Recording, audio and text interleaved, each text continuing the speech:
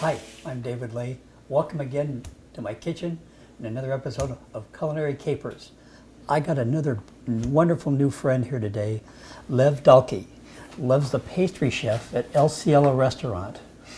And I'm excited because the word chocolate is in our recipe today. Yes, it right? is. It's your midnight brownie? Yes, midnight brownie, and today we're going to be showing you how to do the dark chocolate ganache strip that's going to go on the plate in between.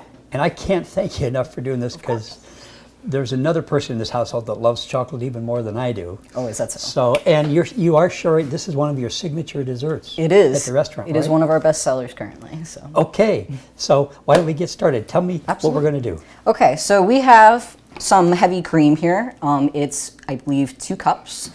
And we're going to bring this into a bain-marie or a double broiler just to warm it up. For us novice cooks, a bain-marie is the French word. It's a water bath. Right, Or- in a double broiler. So Yeah. basically that just means you want a pot of water underneath that you're going to bring to a simmer. You don't want it super boiling because otherwise it'll boil over the bottom. And then you just want a pot on top and it's going to get lightly warmed by the water so that it doesn't scorch your cream or chocolate or anything else that we decide to put in there today. Right, and the one theory I've been told is you got to make sure that the water doesn't touch the bottom of. Correct. And as I've done before on the show, you can have a glass heat-proof bowl and do the same thing. Exactly. You could do the same exact thing, just a glass Pyrex bowl is usually kind of choice there because if you Yes. use not Pyrex, sometimes, hot to cold doesn't work so well. So. That's right, yeah. I know in my kitchen about a 2 keeps it simmering. Okay. Okay. And now that everything in here is warm and at a simmer, we're just going to pour in our heavy cream. And we're basically going to let this sit until it gets to nearly a simmer or where it's almost intolerable to stick your finger in there. You'll start to notice the steam lifting and things like that. And then once you start noticing steam, we're going to go ahead and put in our dark chocolate.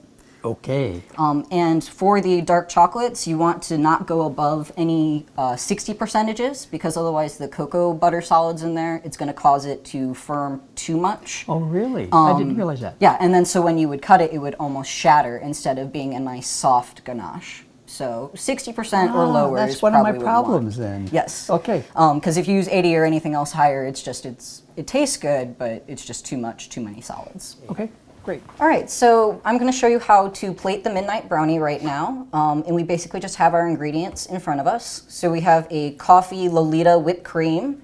It's just a normal whipped cream with maybe 2 tablespoons of coffee liqueur inside and a little bit of powdered sugar to sweeten it.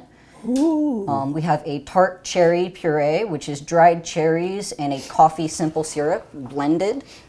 And then on the left of that, we have a semi-sweet chocolate sauce. And that can be made with Hershey's semi-sweet chips. It doesn't have to be a 60% dark chocolate. Okay. And you just want that a little bit warm so that when we plate it, it'll spread nicely once I'll show you how to spread it with the spoon. And I just want to interrupt you. I know you've got the pastry bags, and I even have a couple. It may not be as fancy, but you can use Yes. a Ziploc bag for any of these. Yes, you can. And while the tips are great to have, you can just clip it and accomplish almost the same thing, right? Yes, basically. So you can just snip the very end with scissors, and depending on if you go straight, you could do a ribbon kind of tip, or if you just go back and forth like you normally would, then it'll give you what would be a round tip. Okay. Great. Great. Okay. All right, so let's get started here. Usually I want to cut all of my dark chocolate ganache first. You're going to want to put on gloves because it is chocolate and sticky. Or get it on your fingers and lick it off when you're done. Well, you could do that too. Absolutely. I wrap all of my preset chocolate ganache in parchment paper just to, make sure that it comes off nicer and things like that. And then this is just a 10-inch room temperature chef knife. And you just want to do maybe a 1/4 inch strip. Just press down firmly. Separate. And then you're going to take your finger and almost just slightly warm one side so that you can just barely press the ganache off of the knife. Otherwise, it will rip. Yeah, you got to go slowly. I've learned Yes. that. Super slow. So then at this point, you could turn your board. Make sure that you get a nice clean edge. Put your excess on the sides. Absolutely, go for it. And then you're left with the delicious dark chocolate strip. Don't you need to cut a couple more off the end of that? We could for sure. Now this is pretty fragile just because it is at room temp. Mm-hmm. And it essentially has the consistency of almost like a Tootsie Roll. And then you just put it diagonally on your square plate. Wow. As they say, you eat with your eyes first. Absolutely. And so this is, wow. So, just gonna move everything out of the way here. Don't get rid of that. Oh, I should know better. This is liquid, this is gold. It can be liquid gold. Oh, All right, so square plate. We're gonna take our chocolate sauce, stir it around just to make sure that it's all emulsified again. Take a big heaping spoonful.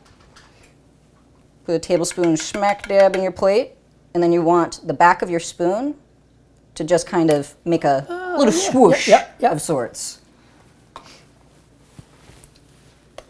And then this is our coffee whipped cream. I'm just gonna put 4 dollops.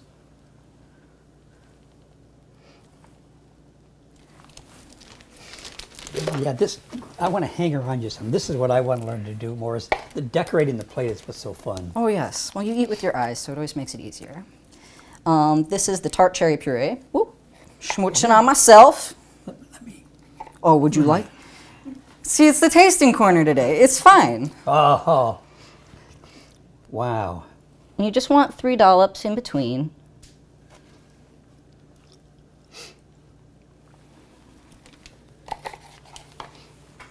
I'll set this here, just so you can see where your plate is right now. And in the meanwhile, I'm gonna microwave some brownies. I pre-made these and then just kept them in the cooler for the meanwhile. And I usually microwave them for 40 seconds in the restaurant microwave, but it's quite nuclear, so it might be a little bit different here.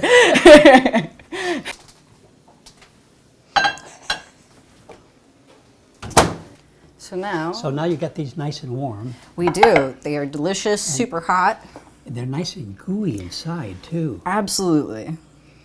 Plenty of chocolate in there to make sure that everybody's happy. So, Wow. and the chocolate that I use inside the brownies is the same chocolate that I use in the ganache. So it's a 60%. 60%. Yes.